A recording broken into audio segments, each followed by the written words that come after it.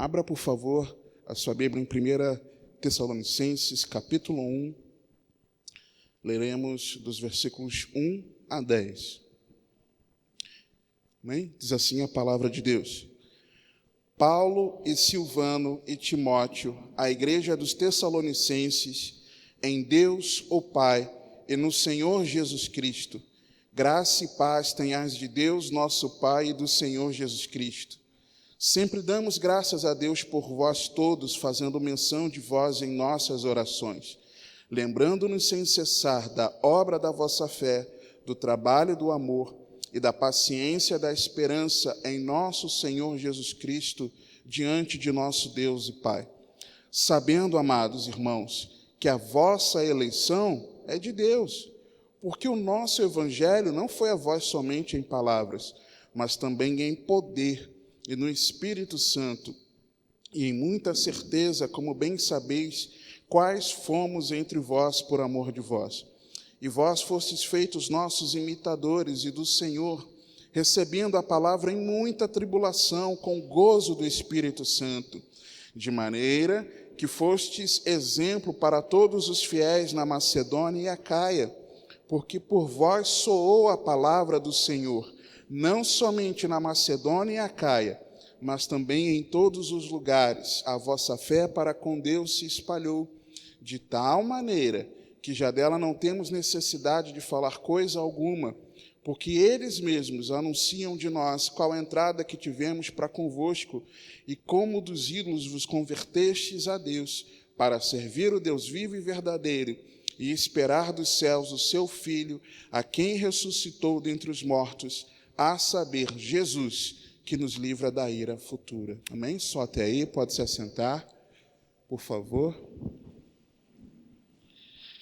Meus amados irmãos, nós temos aprendido alguns princípios importantes naquilo que se refere à vida cristã, à caminhada cristã. Temos visto como a missão do discipulado, ela é a vanguarda da igreja, porque é ela que norteia, deveria, ao menos, nortear tudo aquilo que uma congregação faz. A missão de pregar genuinamente o evangelho e de ensinar aquilo que Cristo ordenou. Esse, aliás, é a visão do nosso ministério, né? É o princípio norteador do nosso ministério. Posso chamar de visão assim. É nesse trilho, é por esse trilho que nós seguimos.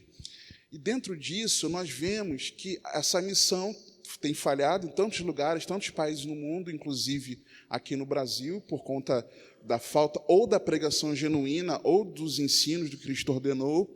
Nós vimos como a força do exemplo de Paulo e da equipe que estava com Paulo foi tão fundamental para essa igreja em Tessalônica, porque o tempo que Paulo esteve ali foi de semanas, provavelmente. É o que a gente consegue compreender do texto. E foi algo tudo muito corrido, mas dessa forma, Paulo foi cuidando de cada um. O texto nos mostra isso, no capítulo 2 da 1 Tessalonicenses. Dentro desse entendimento, dessa força do exemplo, a importância de você ter o referencial, nós estudamos que Paulo, ele tinha a prerrogativa de bater no peito e falar, não com orgulho, não com soberba, mas em verdade.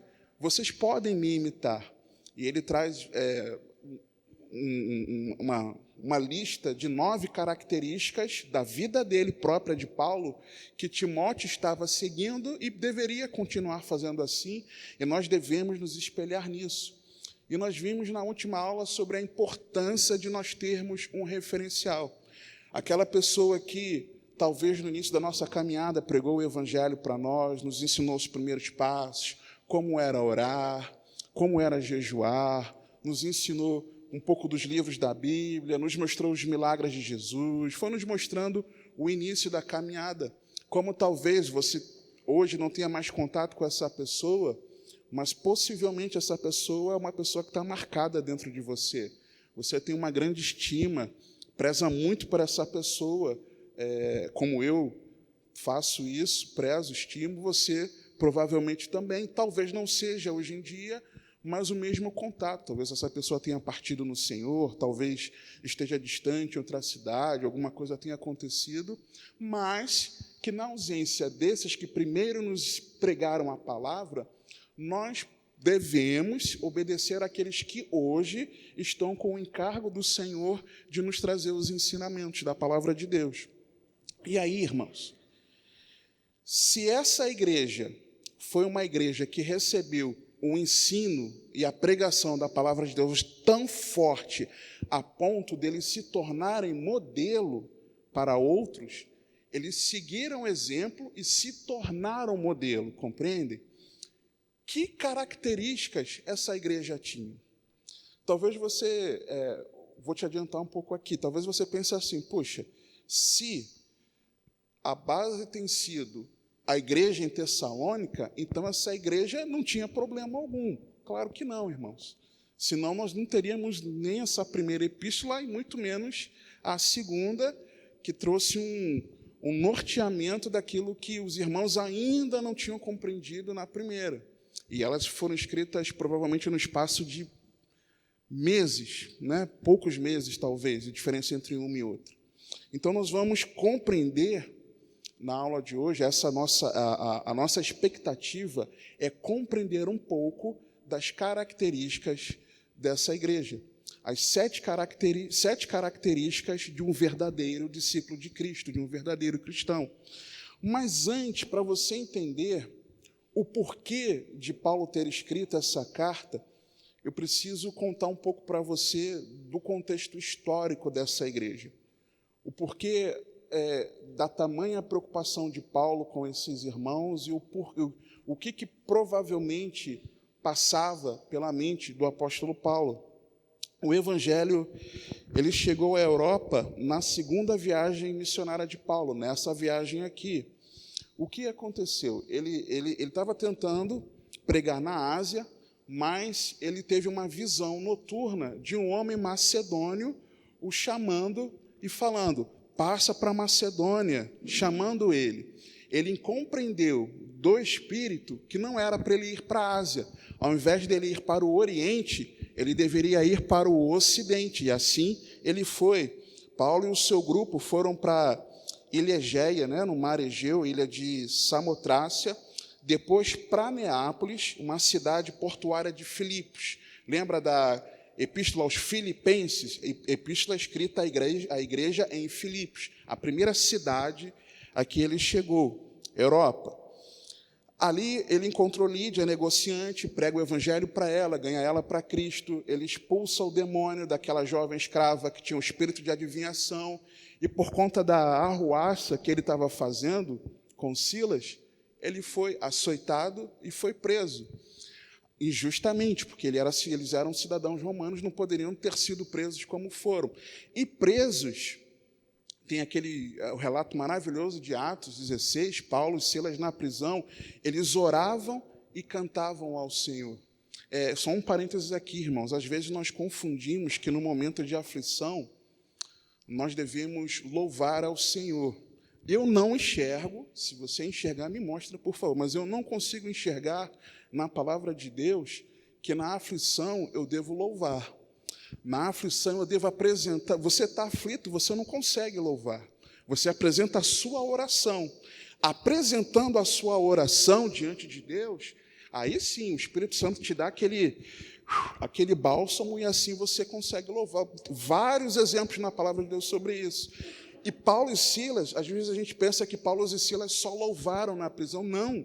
A Bíblia é muito clara, eles oravam e louvavam, porque uma coisa não pode fugir da outra. Naquele momento, com a oração e o louvor, eu imagino que algo fervoroso, com certeza foi, porque o local se moveu, houve um grande terremoto, as cadeias de todos ali foram abertas, a ponto do carcereiro, quando olhar aquilo, ficar desesperado. Perdi todos os presos e já ia se matar. E Paulo e Silas bradam distante dele, bradam: ei, não se mate, estamos todos aqui, não se matem. Então o carcereiro, olha para aquela atitude, pergunta como então ele poderia ser salvo, recebe a pregação do Evangelho e depois abre porta para que a sua família também receba a pregação do Evangelho. Por isso que foi profetizado que creem no Senhor Jesus, tu e a tua casa será salvos. A casa seria salva porque receberia a pregação do evangelho. E dentro desse contexto, o carcereiro limpando, sabe, as feridas, tratando de Paulo, no dia seguinte eles foram libertos. Descobriram que eles tinham sido presos injustamente, porque eram romanos, foram libertos, voltaram para Lídia, ficaram ali um tempo, só que, ao mesmo tempo que eles foram libertos, eles foram enxotados da cidade. Olha, vocês não podem ficar aqui, nós estamos libertando vocês, mas vocês têm que ir embora. E eles foram embora. Quando eles foram embora, eles passaram, então, por Anfípolis e Apolônia, até que eles chegam a Tessalônica. Tudo isso na Europa. Mas que cidade é essa? Que cidade é essa? Uma grande cidade, porto famoso e natural, a ponto de Xerxes, o persa, se deve lembrar dele, ele estabeleceu a sua base naval ao invadir a Europa, exatamente ali naquele porto, no porto de Tessalônica. E até na época do Império Romano, era um dos maiores arsenais do mundo, aquela localidade ali, aquela cidade. Ela era capital do distrito da província romana da Macedônia. Ela recebeu esse nome, por conta da meia-irmã de Alexandre Magno, Alexandre o Grande. Lembra desse personagem? Teve até um filme há uns anos atrás, se não me engano era esse título mesmo, Alexandre o Grande. Naquela época eu ia ao cinema e achava que seria um filme histórico, e em parte foi. Fui ao cinema com Rosana, chegando lá, no decorrer do filme, começaram umas cenas meio esquisitas, eu falei, amor, não tem como a gente ficar assistindo isso, a gente foi obrigado a sair. Eu nunca soube como terminou esse filme. Não soube, não sei, perdi o dinheiro. Não lembro quanto foi, sei lá, né, cinema. E Alexandre o Magno, um grande conquistador, um grande imperador, um camarada assim, extremamente inteligente naquilo que ele arquitetava, planejava. Ele foi o rei da Macedônia, filho de Filipe. Lembra de a cidade de Filipos? Recebeu esse nome por conta do pai de Alexandre o Grande. E aí, irmãos, dentro desse contexto de Alexandre, ele era o responsável por um dos maiores impérios. Ele foi o conquistador do Império Persa. O Império Persa conquistou o Império Babilônico. O Império Babilônico foi conquistado o Império Persa foi conquistado por Alexandre. Ele foi um dos mais importantes militares do mundo antigo, um brilhante estrategista. Alexandre tinha como objetivo, ele mais do que um grande militar, um imperador, ele tinha o objetivo de unir duas culturas, de unir a cultura do Oriente com a do Ocidente, unir as duas culturas numa só. Ele queria um tipo de líder global, vamos dizer assim, né? Que querendo unificar tudo. É o que ele queria fazer ali. Ele fundou a Alexandria, muito conhecida cidade, como principal centro cultural do mundo antigo. Essa cidade de Alexandria tinha dois pontos turísticos principais. O Farol de Alexandria, que foi durante quase 2 milênios uma das 7 maravilhas do mundo antigo, mas que foi destruído, e a Biblioteca de Alexandria, com quase 1 milhão de documentos, que também foi destruída, não se sabe exatamente os motivos, as razões. Quando ele não tinha mais, Alexandre, o que conquistar, ele chorou, porque ele tinha conquistado o mundo todo. A humildade do sujeito. Eu não tenho mais o que conquistar. Ele chorou, os relatos contam isso. O absurdo que... Mas ele era assim. Só que, irmãos, mesmo sob o Império Romano, já depois do Império Grego, já sobre o Império Romano, essa cidade era uma cidade livre. Por quê? Ela não aquartelava as tropas romanas, ou seja, os soldados romanos não tinham uma base na própria cidade de Tessalônica. É como se fosse assim, aqui não vai ter quartel de vocês, não. Estamos sob o governo de vocês, mas aqui vocês não vão instaurar bases militares. Eles tinham a própria Assembleia Popular, né? Ele tinha o próprio Congresso Nacional, eles tinham ali na cidade, e seus próprios magistrados. uma cidade de cerca de 200 mil habitantes naquela época. Durante um bom tempo, ela rivalizou com Constantinopla o título de capital do mundo. Então, não era qualquer cidade ali, Tessalônica. Era a cidade, você está entendendo? Mas a maior importância dessa cidade, é que ela está sobre, ainda hoje, o nome dela, se eu não me engano, é Salônica, ela ainda existe. A maior importância é que ela está sobre a Via Egnátia, grande estrada militar e comercial romana unindo o Oriente e o Ocidente. Então, era uma cidade de grande movimentação, passavam, não aquartelavam, não ficavam ali baseadas tropas, comércio muito grande. Era uma grande cidade, uma grande metrópole. Quando Paulo chega lá, irmãos, Paulo tinha consciência de que se o evangelho for pregado nesse lugar e as vidas foram ganhas para Cristo, imagina a potência do evangelho expandindo para o mundo. Você está entendendo? Para o contexto geral da sociedade, era uma grandiosa cidade, a ponto de, em dado momento da história, ela foi tida como capital do mundo. Paulo sabia disso. Paulo era um grande conhecedor, um camarada culto, um homem de muito conhecimento. Ele tinha essa consciência. Nós vemos, por exemplo, nos escritos de Paulo, alguma influência dos escritos daquela cultura helênica, da cultura grega. Ele insere alguns elementos ali, sem consegue enxergar que Paulo conhecia dessa cultura. Paulo não era alguém ignorante quanto às questões da sociedade, do mundo, ele sabia o que acontecia. Então, quando Paulo chegou ali, ou ele tinha consciência plena, ou ele tinha um vislumbre de que, poxa, o evangelho aqui vai bombar. Imagina o evangelho na cidade que até um tempo atrás era a capital do mundo. Vocês estão compreendendo? Então, no coração de Paulo, o evangelho ali precisava ser pregado. Os discípulos ali precisariam ser formados. Então, passava isso na mente de Paulo. Esse era o pano de fundo da preocupação de Paulo com os irmãos tessalonicenses. Não podia falhar. Ele tinha um planejamento, mas ele foi obrigado a permanecer ali por poucas semanas. Então, a aflição de Paulo era que, em poucas semanas, o que ele tinha ensinado, pregado e dado de exemplo a cada irmão naquela igreja que foi formada, ele tinha preocupação se aquela igreja estava firmada em Cristo ou não. Não só a preocupação daquelas almas, daquelas vidas serem salvas, claro, em primeiro lugar, mas, puxa, uma igreja estabelecida aqui, como vai ser bênção para o reino de Deus? Eu não sei se você já pensou, puxa, em algumas vezes você passando por alguns lugares, ou talvez por algumas cidades, ou pessoas, e você fala assim, puxa, se essa pessoa entregar a vida para Cristo, ela vai fazer um estrago no inferno, pelo peso daquela pessoa num contexto de sociedade. Ou então, puxa, se o evangelho chegar nesse lugar aqui, meu Deus, como vai ser bênção? Era esse o sentimento de Paulo.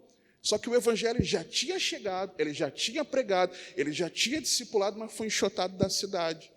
Então, ele ficou preocupado se realmente aqueles irmãos estavam firmados na fé com esse pouco tempo ou não.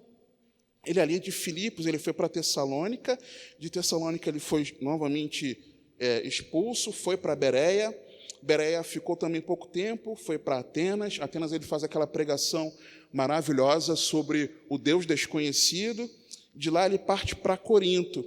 Só que ainda em Atenas, ele manda chamar Timóteo e Silas, que tinham ficado na Bereia, e fala, Timóteo, Silas, é o seguinte, eu estou preocupado com aquela igreja. Nós não podemos perder aqueles novos irmãos para o império das trevas. Eles foram resgatados. Vão lá, por favor, e verifiquem o que está acontecendo. tragam para mim um relato de como é que está aquele povo, de como está aquela igreja. Foi o que aconteceu ali. Então, sem conseguir... e por que ele faz isso? No capítulo 2, no versículo 18, acompanhe comigo, por favor, 1 Tessalonicenses, versículo 17. Nós, porém, irmãos, sendo privados de vós por um momento de tempo de vista, mas não do coração, tanto mais procuramos com grande desejo ver o vosso rosto. Ele queria estar com os irmãos. Por isso, bem quisemos uma e outra vez ir ter convosco, pelo menos eu, Paulo, mas Satanás nulo impediu. Ele foi impedido. Paulo tentou, mas não conseguiu. E por ele não ter conseguido, ele instrui a Timóteo e Silas que vão buscar essa informação.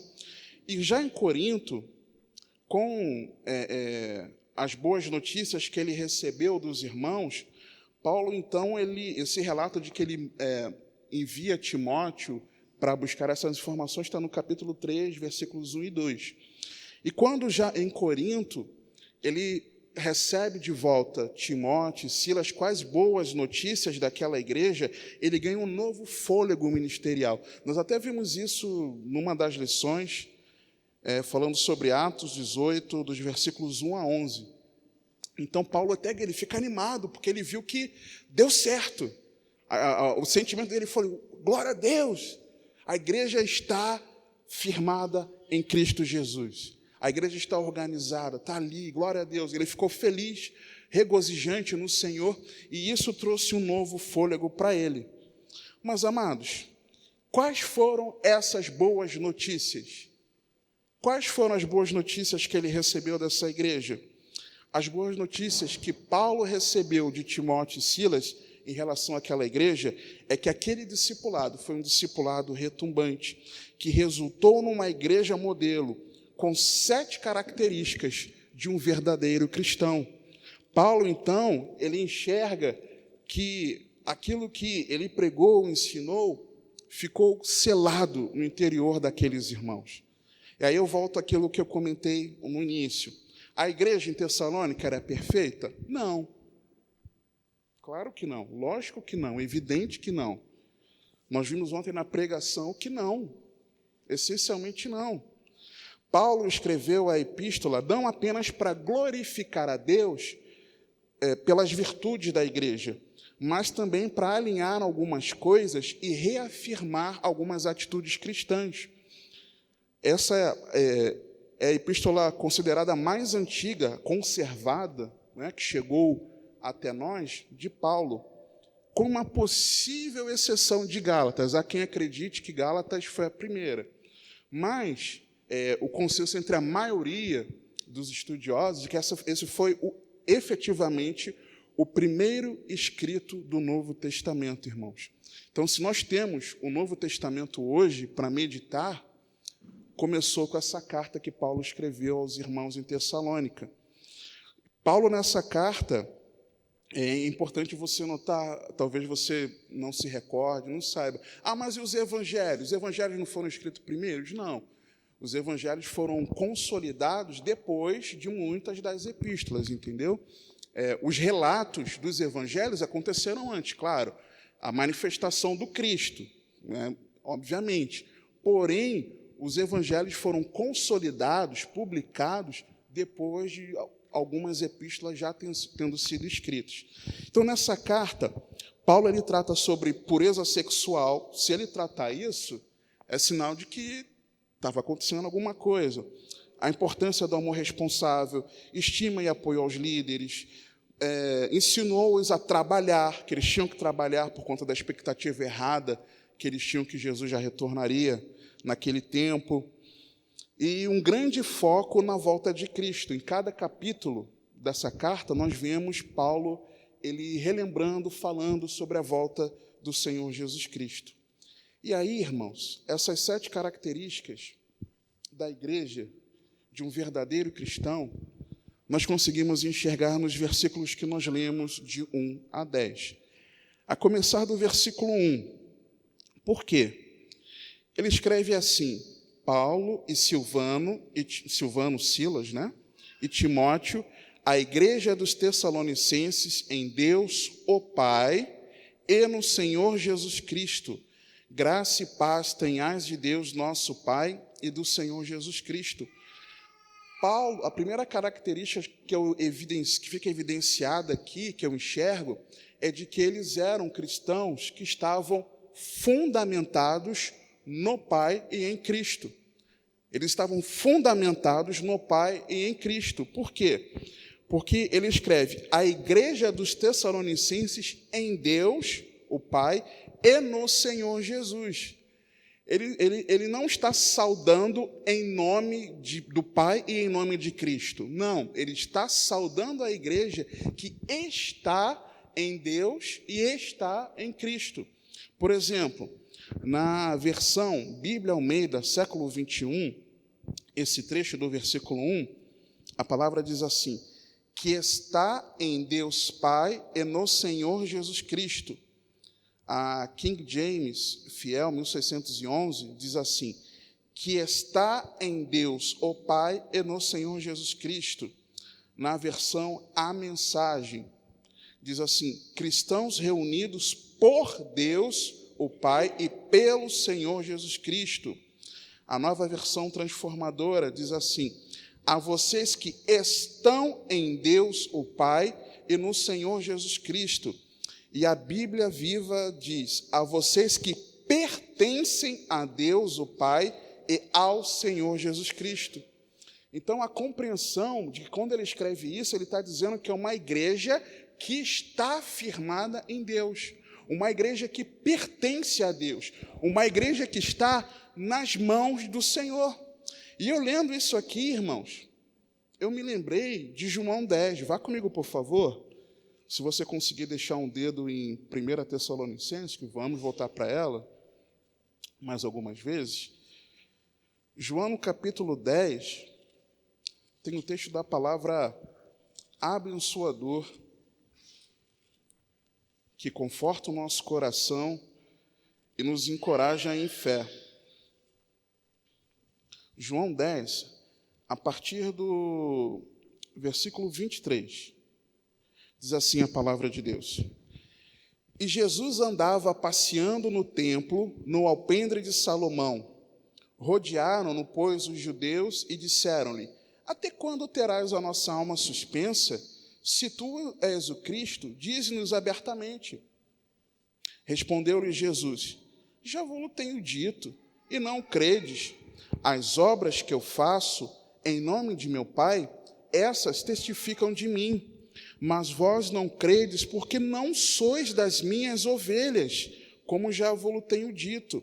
As minhas ovelhas ouvem a minha voz, e eu conheço-as, e elas me seguem, e dou-lhes a vida eterna, e nunca hão de perecer, e ninguém as arrebatará da minha mão. Meu Pai, que mas deu, é maior do que todos, e ninguém pode arrebatá-las da mão de meu Pai. Eu e o Pai somos um. Então Jesus estava dizendo o seguinte, olha, vocês não creem que eu sou o Cristo, eu já falei 200 milhões de vezes, mas vocês não acreditam. Vocês não acreditam porque vocês não são minhas ovelhas, porque as minhas ovelhas ouvem a minha voz. É o que Jesus está falando. E aí Jesus continua dizendo, olha, o que eu sei é que o Pai me deu as ovelhas dele, e as ovelhas dele estão na minha mão, e da minha mão ninguém vai arrebatar. E ele continua falando, olha, e se essas ovelhas são do Pai, elas também estão na mão do Pai. Eu e o Pai somos um. E quando eu leio isso, irmãos, o meu coração se enche de alegria, porque eu e você podemos descansar que a nossa vida está na mão de Deus. Nós podemos ficar tranquilos se nós ouvirmos a voz, de Deus, a voz do Senhor Jesus falar conosco por meio da sua palavra, se o Espírito habita em nós e nos instrui, nós ouvimos essa voz, nós podemos descansar que ninguém vai nos tirar de Cristo, porque nós pertencemos a Deus, o Pai, e pertencemos ao Senhor Jesus Cristo. Você compreende isso?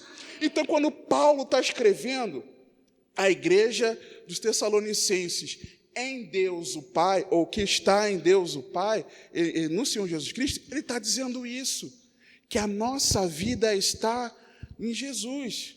Lembra aquela canção? Porque ele vive, posso crer no amanhã, temor não há, mas eu sei que a minha vida está... Onde que a minha vida está? Onde está? Nas mãos do meu Jesus que vivo está. A nossa vida está em Cristo, irmãos. A nossa vida está no Pai. Só que mais do que... Paulo ele faz questão de especificar algumas coisas aqui. Primeira, ele poderia ter falado, a nossa vida está em Deus. Eles compreenderiam. Mas ele especifica Deus, o Pai. E se ele especifica o Pai, ele é pai de quem? Daqueles irmãos. Se aqueles irmãos têm o Pai, é sinal de que eles são o quê de Deus? Filhos. Então, o verdadeiro cristão é aquele que sabe que a sua vida está no Pai, porque ele sabe que é filho de Deus. Quem é filho de Deus? Quem crê no nome de Cristo. Se você crê em Jesus Cristo, se arrependeu de todos os seus pecados, você foi feito filho de Deus. Você tem um Pai. O Pai cuida, o Pai zela, o Pai conduz e o Pai corrige. Nós temos um Pai, igreja.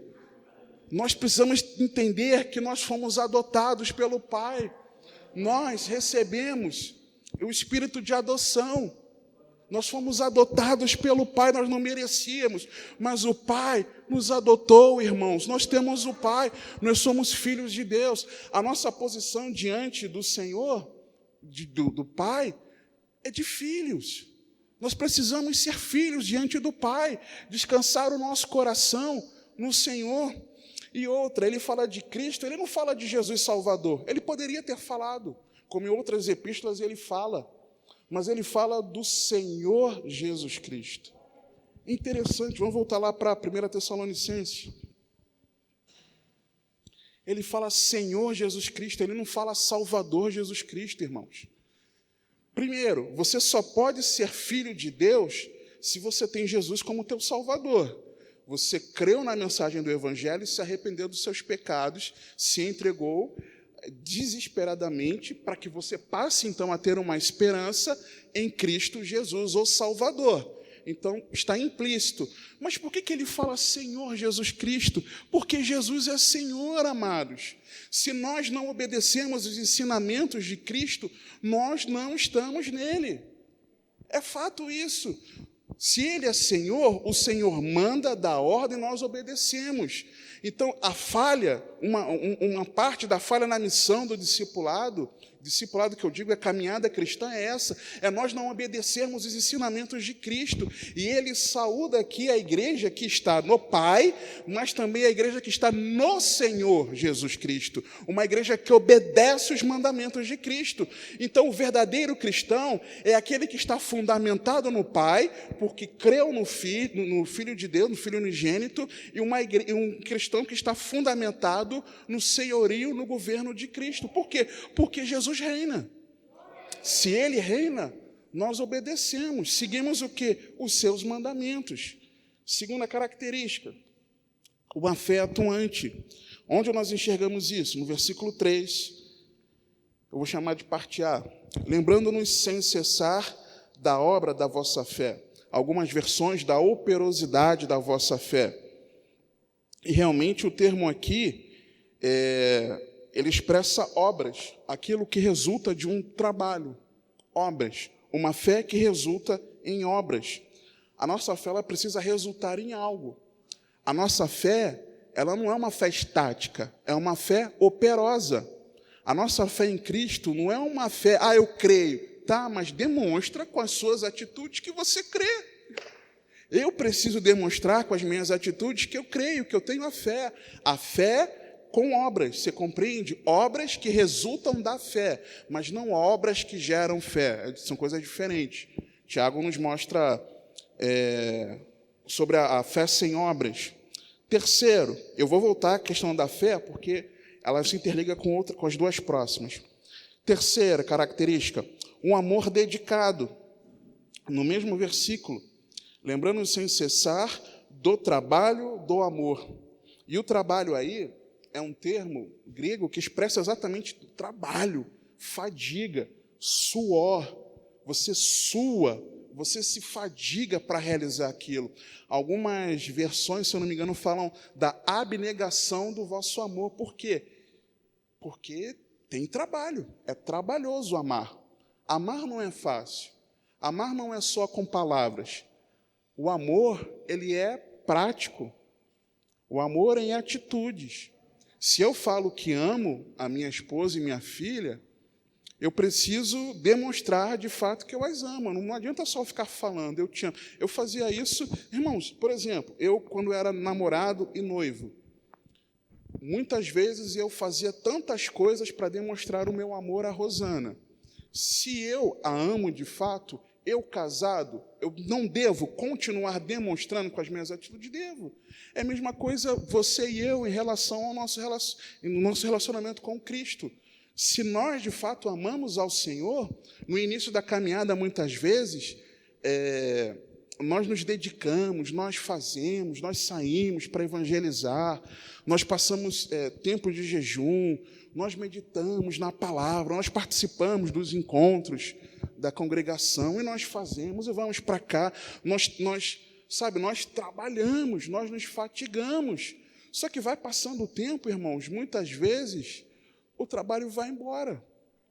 O amor, ele precisa ser trabalhoso.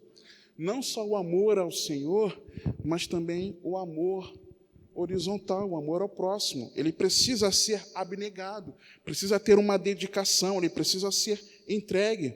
A quarta característica, a esperança firmada em Cristo, no mesmo versículo, lembrando-nos sem cessar da paciência, da esperança em nosso Senhor Jesus Cristo, diante de nosso Deus e Pai.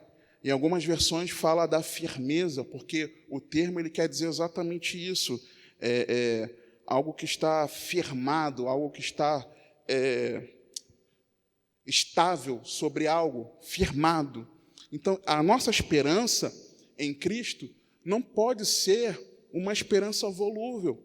Nós não podemos ouvir, ver, presenciar, testemunhar situações no cotidiano que abalem a nossa esperança no Senhor. Pelo contrário, a nossa esperança no Senhor precisa estar inabalável. Por quê? Porque se tudo aquilo que o Senhor prometeu na sua palavra se cumpriu até agora, se aquilo que Jesus e a palavra, não somente Cristo diretamente encarnado, mas a palavra profetizando sobre o fim dos tempos, tem acontecido, tem se cumprido, é sinal de que aquilo que a palavra mostra sobre a volta de Cristo vai se cumprir, irmãos.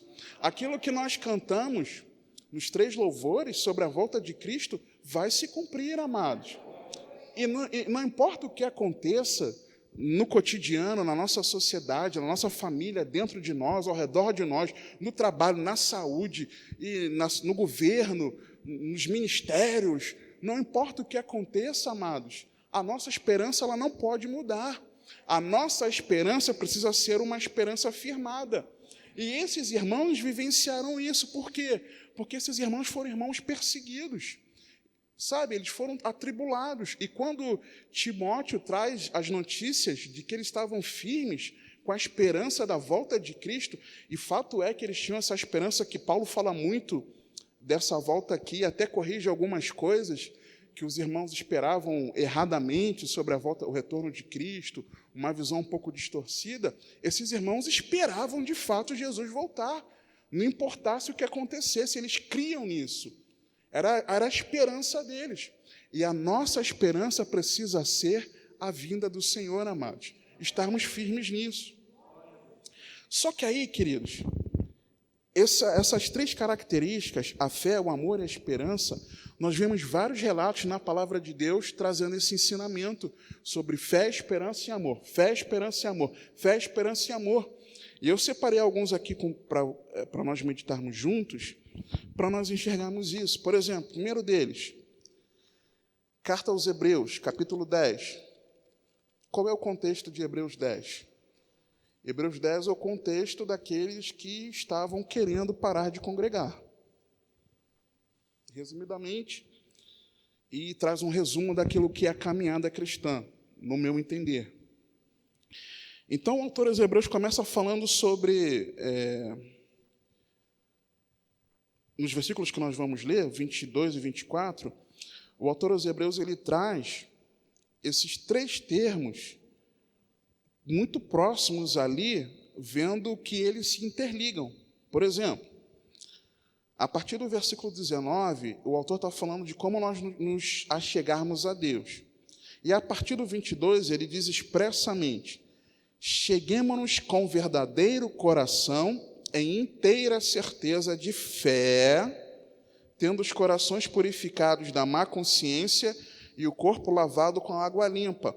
Retenhamos firmes a confissão da nossa esperança, porque é fiel o que prometeu. E consideramo-nos uns aos outros para nos estimularmos ao amor e às boas obras, não deixando nossa mútua congregação, como é costume de alguns, antes admoestando-nos uns aos outros, e tanto mais quanto vedes que se vai aproximando aquele dia. Você enxergou? Você chega a Deus com uma plena certeza de fé. Você retém, você guarda firme a esperança do retorno de Cristo. Por quê? Porque fiel é o que prometeu.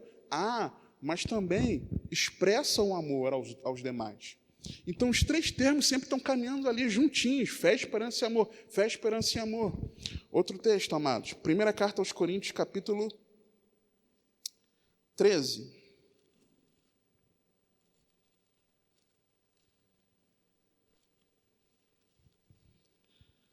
Louvado seja Deus que você está com fome de estudar a Bíblia. 1 Coríntios 13, versículo 13. Olha que interessante isso aqui.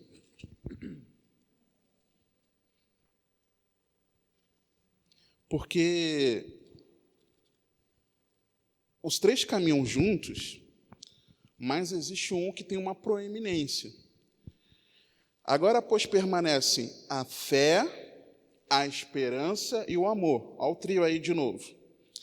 Estes três, mas o maior destes é o amor. E por que eu interpreto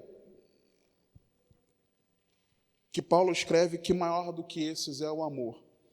Não só porque os maiores mandamentos são amar a Deus e amar ao próximo, mas porque o que é a fé? A fé é você tem a esperança daquilo que não existe, convicção de algo que você aguarda, né?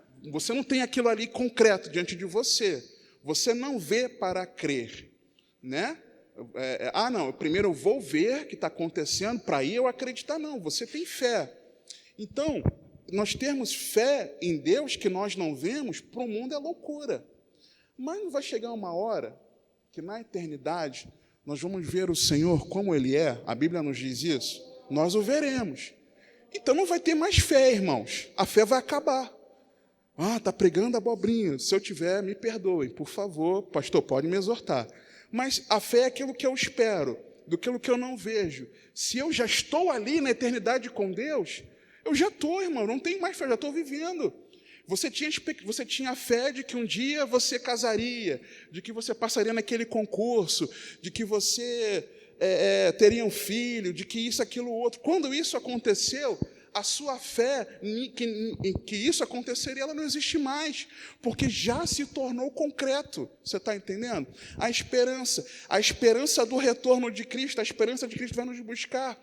Você está esperando, eu estou esperando. Mas quando Jesus vier nos buscar, nós continuaremos esperando? Não, irmãos. Então não vai ter mais esperança, porque nós já estaremos na presença do Senhor. Mas o amor tem que permanecer, irmãos. Se nós queremos a eternidade com Deus sem amá-lo, não tem como. Então, por isso que o amor é o maior. Eu enxergo isso. O amor é o maior. Outro texto, Gálatas capítulo 5. Carta aos Gálatas.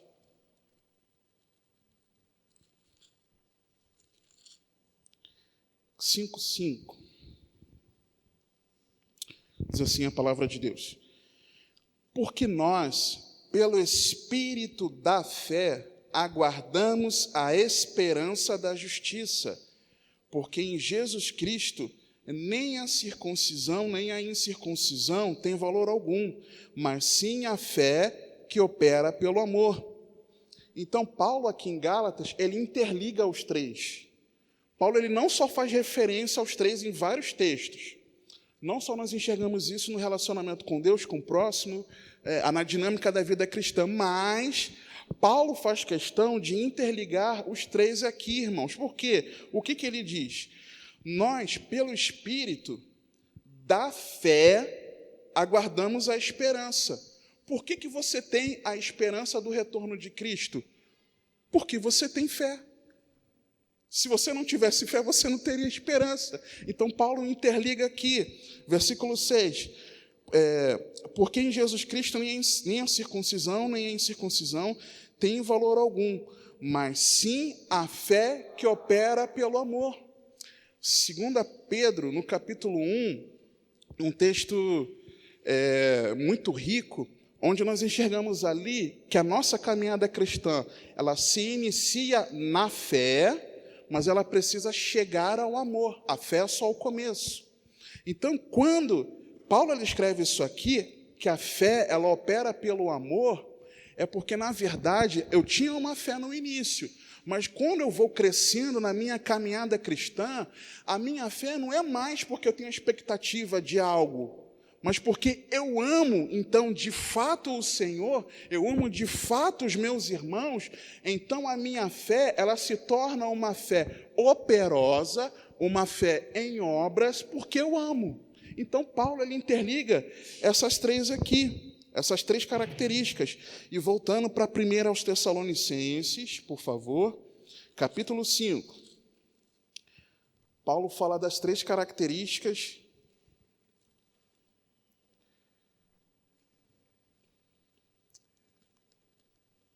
de uma forma muito especial aqui. Em que contexto? No contexto do retorno de Cristo. No contexto daqueles que aguardam a volta de Cristo. Ele começa dizendo o seguinte, no capítulo 5, versículo 1. Mas, irmãos, acerca dos tempos e das estações, não necessitais de que se vos escreva. Por que ele está falando isso? Porque nos versículos anteriores, no capítulo 4, do 13 ao 18, ele está falando da volta de Cristo, corrigindo uma falsa visão que os irmãos tinham, de que quem tinha morrido não estaria vivo no retorno de Cristo. Então eles achavam que esses irmãos estavam perdidos. Eles não tinham compreendido que quem morresse em Cristo, no retorno de Cristo, seria ressuscitado, iria ao encontro do Senhor nos ares. Então, nos versículos 13 ao 18 do capítulo 4, ele está corrigindo isso, tratando sobre a ressurreição dos mortos. E diz, portanto, consolai-vos uns aos outros com essas palavras. Parem de choramingar, porque quem morreu em Cristo vai ressuscitar. E aí ele continua, mas, irmãos, acerca dos tempos e das estações, não necessitais de que se vos escreva. Sobre o quê? Sobre o retorno de Cristo. Porque vós mesmos sabeis muito bem que o dia do Senhor virá como ladrão de noite. Pois que quando disserem... E isso tem tudo a ver com os dias atuais, irmão, só que não é o tema da aula. Pois que quando disserem a paz e segurança, então lhes sobrevirá repentina destruição, e ela virá, tá? Fica atento que ela virá. Com as dores de parto, aquela que está grávida, e de modo nenhum escaparão. Então, mas vós, irmãos, já não estáis em trevas, para que aquele dia vos surpreenda como um ladrão. Então, existe um ensino distorcido. O Senhor retornará como ladrão. E para algumas pessoas que não têm uma visão mais apurada da palavra, as pessoas acreditam nisso, que elas vão ser surpreendidas com o retorno de Cristo. Que de uma hora para outra Jesus vai aparecer. E não é assim. Paulo está dizendo isso aqui. Está falando daqueles que não estão em Cristo. Tá? Mas aí ele fala, mas vós, irmãos, já não estáis em trevas. Vocês não. Para que aquele dia vos surpreenda com ladrão. Ou seja, vocês que não estão mais em trevas, vocês que estão na luz, vocês que estão em Cristo, vocês não serão surpreendidos. Irmãos, nós não seremos surpreendidos. Por quê? Se nós examinarmos a palavra de Deus, se nós meditarmos nas Escrituras, se nós atentarmos àquilo, por exemplo, a pregação de ontem, se nós nos atentarmos a isso que a Bíblia nos ensina, nós não seremos surpreendidos, irmãos. É isso que Paulo está dizendo aqui. Versículo 5. Porque todos vós sois filhos da luz e filhos do dia. Nós não somos da noite nem das trevas. Nós não seremos surpreendidos. Não durmamos, pois, como os demais, mas vigiemos e sejamos sóbrios. Porque os que dormem, dormem de noite. E os que se embebedam, embebedam-se de noite.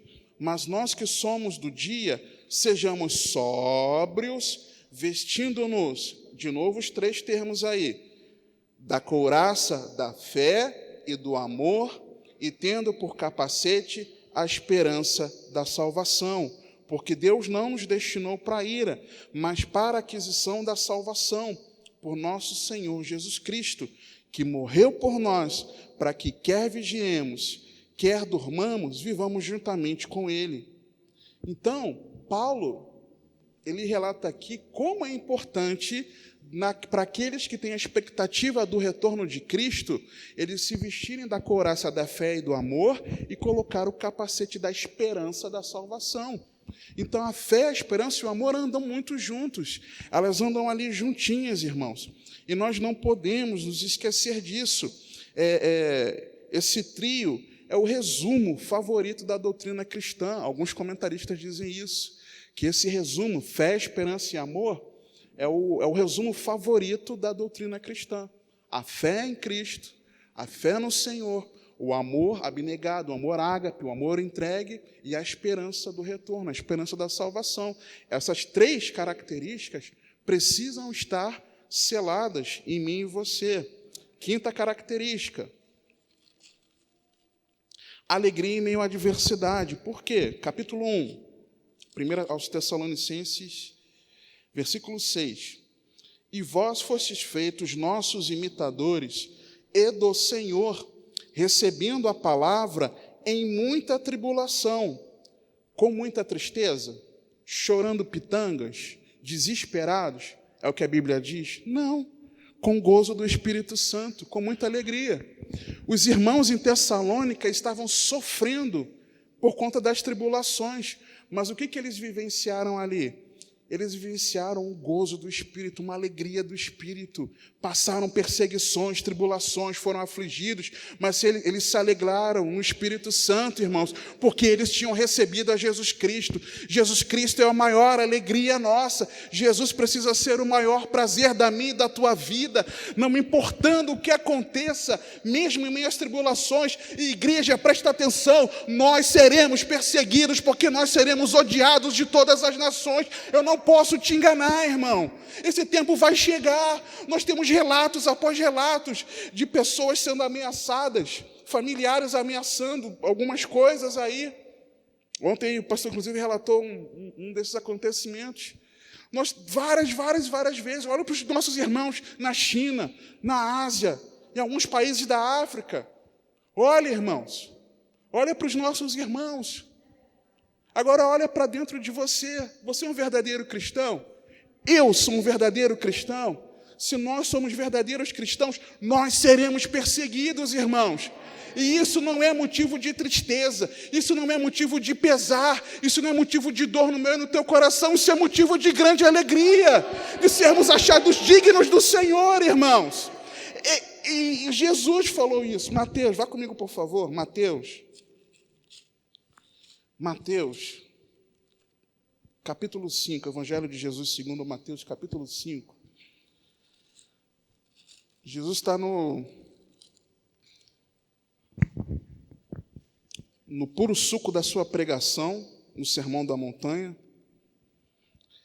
E aí no versículo 11, Jesus diz assim, nas bem-aventuranças.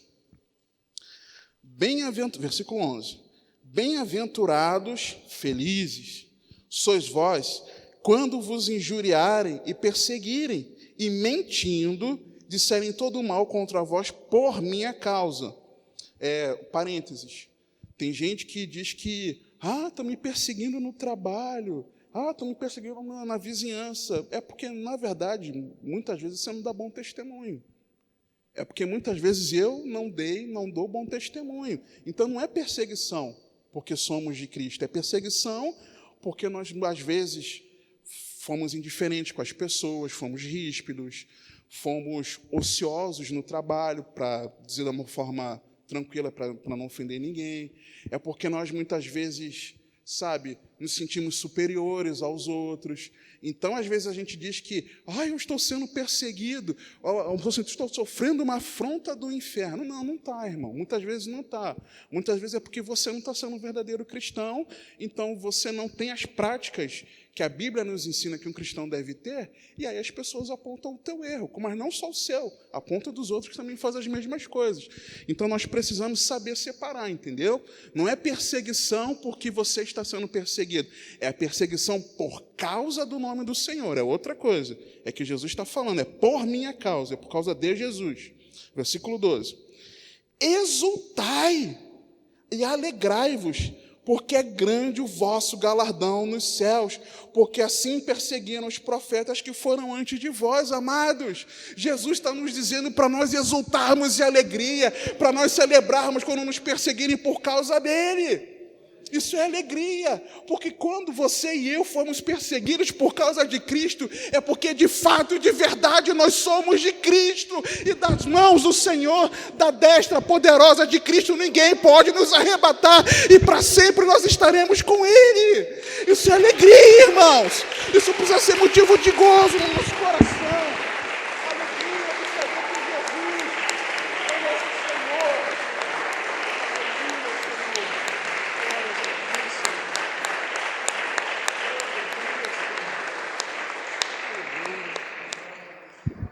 É alegria, irmãos. Isso precisa nos alegrar. Trazer, é claro, eu já fui acusado judicialmente, já sofri processo. Injustamente, não foi por causa de Cristo, foi porque eu não quis obedecer uma lei hospitalar de que eu não poderia entrar para visitar o meu pai que estava internado para uma cirurgia, para a retirada da próstata, que ele estava com câncer. E eu querendo infringir as regras do hospital para entrar lá, para ter na minha mente uma suposta última chance de pregar o evangelho para ele. E eu reinfringi a regra, e a regra não era para eu ter entrado, e eu quis entrar. Então você infringiu a regra aqui, você fez isso. Eu sofri um processo que foi arquivado, claro, porque não tinha fundamento algum, e isso nos aflige o coração. Nesse período eu fiquei muito afligido, porque eu não tinha que ter infringido aquela regra, naquela questão ali, por aquilo.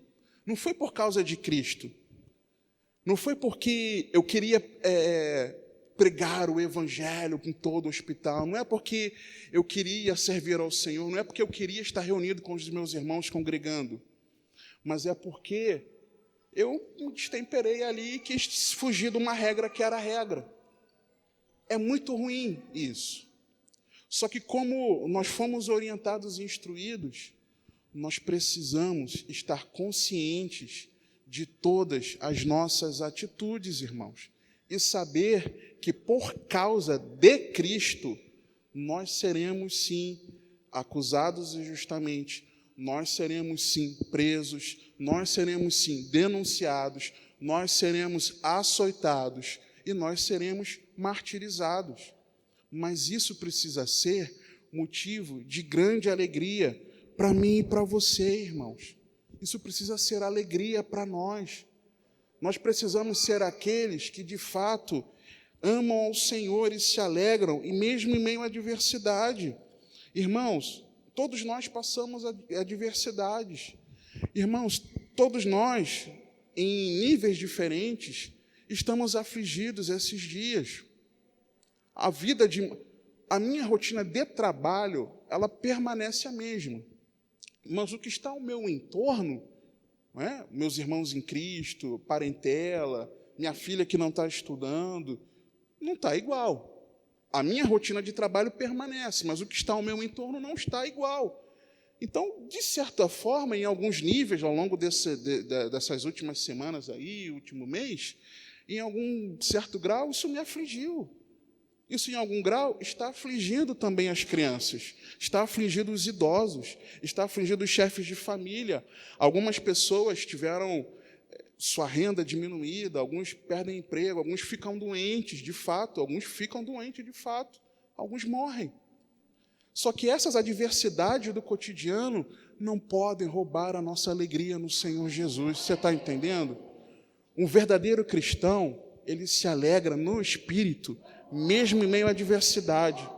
Não é que ele se alegra na Netflix, não é que ele se alegra no vídeo do YouTube, não é que ele se alegra na piada que está contando ou ouvindo, não é que ele se alegra numa brincadeira, não é que ele se alegra nisso.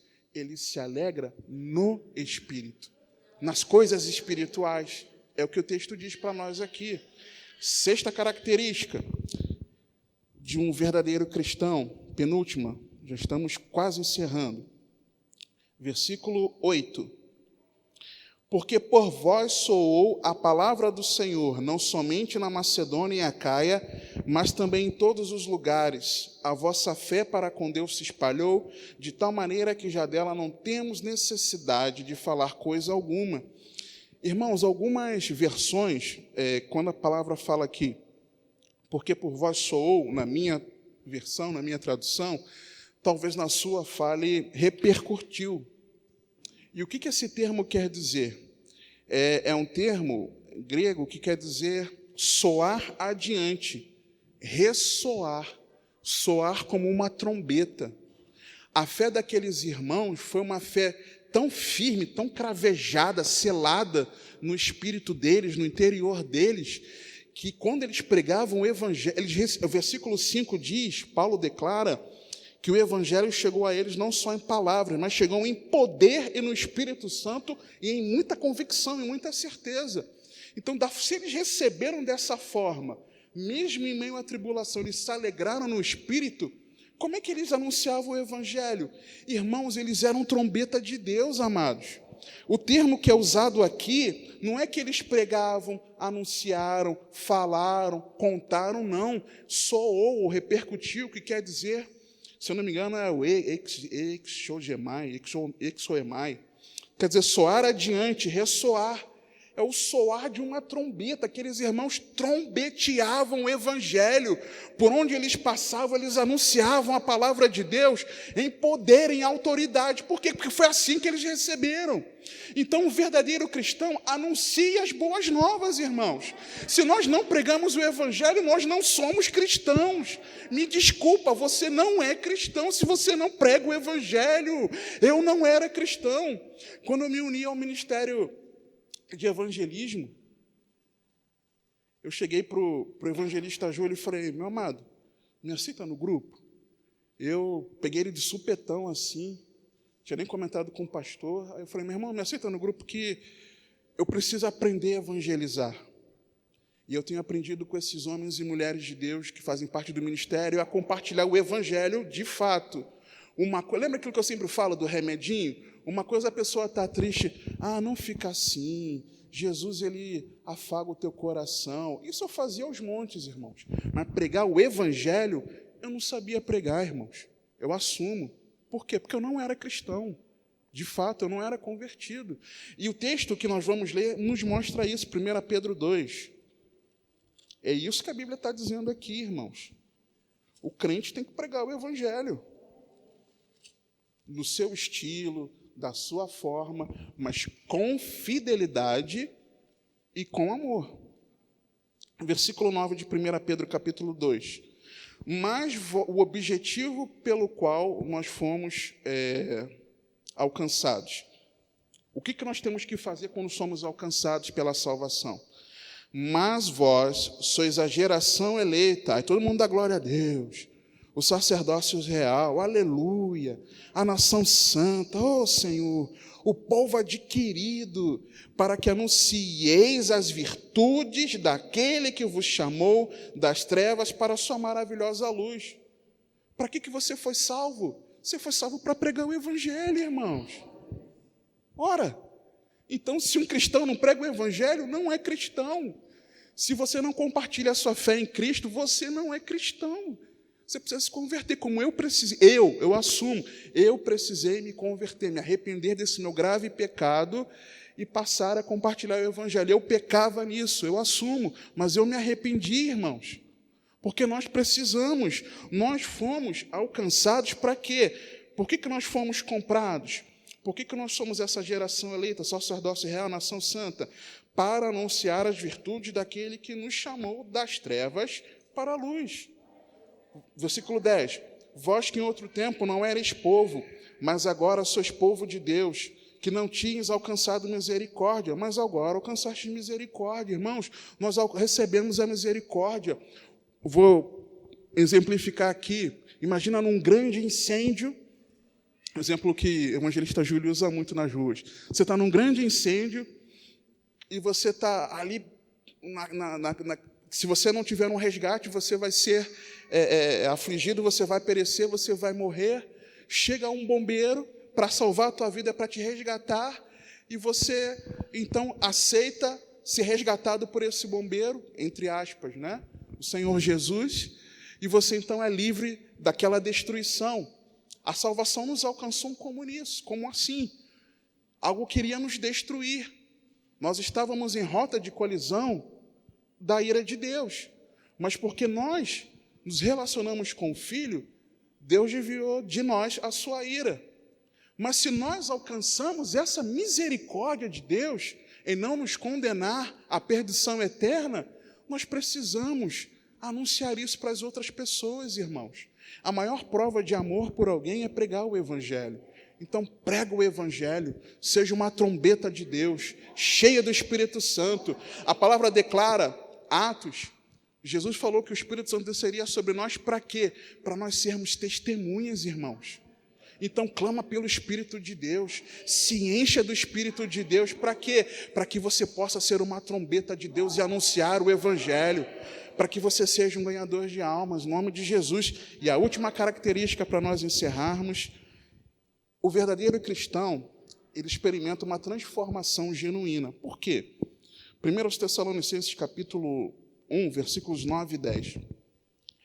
Porque eles mesmos anunciam de nós qual a entrada que tivemos para convosco, e como dos ídolos vos convertestes para servir o Deus vivo e verdadeiro, e esperar dos céus o seu Filho, a quem ressuscitou dentre os mortos, a saber, Jesus, que nos livra da ira futura. Porque olha só, irmãos, por que transformação genuína? Paulo relata aqui, não aquilo que ele só viu, mas algo que pessoas relataram para ele, que ficou evidenciado, que aqueles irmãos, eles se arrependeram da idolatria, por exemplo.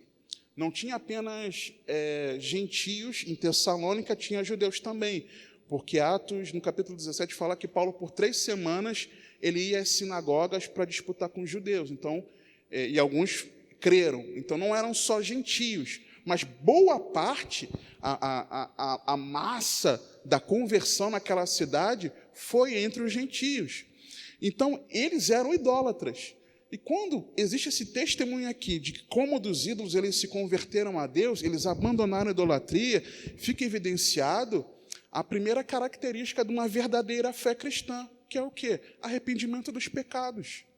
Eles se arrependeram de fato dos seus pecados. Por quê? Porque eles abandonaram a idolatria. Isso ficou notório, testemunhado. Lembra de Tessalônica, uma cidade respeitadíssima, uma cidade proeminente, uma cidade que em dado tempo foi considerada a capital do mundo? Em meio a esse contexto, eles não quiseram nem saber, eles abandonaram para servir a Deus. Então, de fato, eles se converteram. Para quê? Para servir o Deus vivo e verdadeiro, para viver para a glória de Deus, irmãos. A nossa conversão, ela não traz só o arrependimento dos pecados e aquilo que era pecado eu abandono. Mas, a partir de então, a minha vida, o meu cotidiano precisa ser para a glória de Deus. Algo que eu peço a Deus todos os dias em oração. Senhor, geralmente pelas manhãs, né? Claro. Senhor, muito obrigado pela oportunidade de um novo dia, porque eu sei que se o Senhor me trouxe a misericórdia nessa manhã, é para que eu procure viver esse dia para a sua glória. Consigo sempre? Claro que não, irmão. Tem dia que não é fácil, não.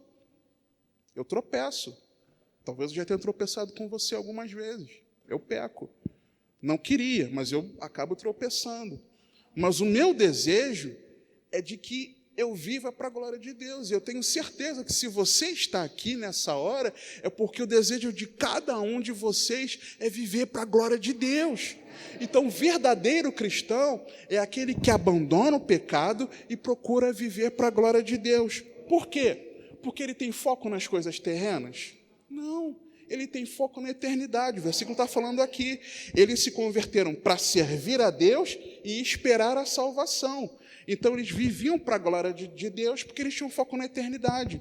Em um texto em Romanos, para encerrar, o último texto que nós vamos ler, Romanos 6, 22, nos diz algo em relação a isso, para nós encerrarmos, amados. Romanos 6, 22, diz assim a palavra de Deus: mas agora, libertados do pecado e feitos servos de Deus, tendes o vosso fruto para a santificação e, por fim, a vida eterna. Eu enxergo exatamente aquilo que foi relatado sobre os irmãos em Tessalônica, isso aqui do versículo 22. Libertados do pecado, feitos servos de Deus, vivendo para a glória de Deus, tendo fruto para a santificação e, por fim, a vida eterna, porque esse era o foco. E o versículo 23, porque o salário do pecado é a morte, a vida antiga, mas o dom gratuito, o presente gratuito de Deus é a vida eterna, por Cristo Jesus, nosso Senhor. Que você e eu sejamos verdadeiros cristãos, em nome de Jesus, amém? Vamos orar?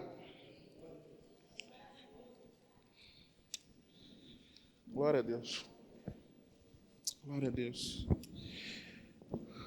Pai querido, santo, eterno, único e incomparável, nós queremos te dar graças, Senhor, nessa manhã, porque o Senhor tem nos mostrado como importa, Pai, nós sermos verdadeiros discípulos teus, como importa, Pai, que a nossa fé esteja de fato, de verdade, firmada em Ti. Pai, por isso, juntamente com os meus irmãos, eu quero nessa hora clamar a Ti com o coração quebrantado, Pai. Clamar perdão pelos nossos pecados, Senhor, confessar a Ti que muitas vezes nós temos errado, falhado naquilo que deveria, Pai, ser uma vida cristã, uma caminhada cristã. Por isso, Paizinho, perdoa-nos, Senhor, nessa manhã. Senhor, nós nos arrependemos de todo o nosso coração. Pai, nós sabemos que o Senhor é real, nós sabemos que Tu és, e por conta disso, Senhor, nós queremos viver para o Senhor. Nos ajuda, Senhor, a sermos verdadeiros cristãos. Nos ajuda, Pai, a nós entendermos que, de fato, nós estamos em Ti, Paizinho, estamos em Cristo. Nos ajuda a compreender, Senhor, que nós de verdade estamos em Tuas mãos. Nos ajuda, Pai, a termos uma fé que opera, uma fé que frutifica em obras. Ajuda-nos, Senhor, a não ter uma fé morta. Ajuda-nos, Senhor, a ter um amor dedicado, um amor abnegado, Pai, que abre mão de si próprio para poder servir ao próximo. Ajuda-nos, Senhor, a estarmos firmes na esperança de que breve Jesus retornará para nos buscar. Pai, tem misericórdia de nós. Não permita, Paizinho, que as circunstâncias do dia a dia façam com que nós tombemos para um lado, para o outro, mas que nós estejamos firmes, guardando firme a esperança do retorno do nosso Senhor e Salvador Jesus Cristo. Pai santo, Pai bendito, nós queremos Te engrandecer, ó Pai, porque nós sabemos que mesmo em meio às tribulações, às adversidades, nós podemos descansar em Ti. Obrigado pela Tua palavra que nos ensina que Se nós formos perseguidos por causa do nome de Cristo, nós devemos exultar e nos alegrar, porque grande é o nosso galardão. Pai, que nós possamos estar firmados em Ti, firmados em Tua palavra, firmados em Tua voz, Senhor, porque nós sabemos que a Tua palavra é a verdade, e nós sabemos que não importa o que aconteça, a nossa maior alegria, o nosso maior prazer é estarmos em Cristo Jesus, o nosso Senhor e Salvador. Pai, nos ajuda a guardar firme isso dentro de cada um de nós, Pai. Que nós sejamos aqueles que anunciam a Tua palavra, Pai. Nós precisamos ser pregadores da Tua palavra. Pai, nos ensina a anunciar o Evangelho. Nós fomos resgatados para anunciarmos as virtudes daquele que nos transportou das trevas para a Sua maravilhosa luz. Pai, se antes nós não pregávamos, perdoa-nos, Senhor, e encha-nos do poder do Teu Santo Espírito, Pai, para que com grande ousadia nós sejamos testemunhas de Cristo Jesus dessa terra. Pai, em nome de Jesus, com coração arrependido, contrito diante de Ti, nós clamamos a Ti. Derrama, Pai, do Teu Espírito Santo. Derrama do Teu Espírito Santo, Pai, sobre nós, não para que nós nos engrandeçamos, ó Pai, mas para que nós possamos testemunhar de Cristo Jesus, o nosso Senhor, para que nós possamos trombetear o Evangelho que nós recebemos, ó Pai, em nome de Jesus, Pai.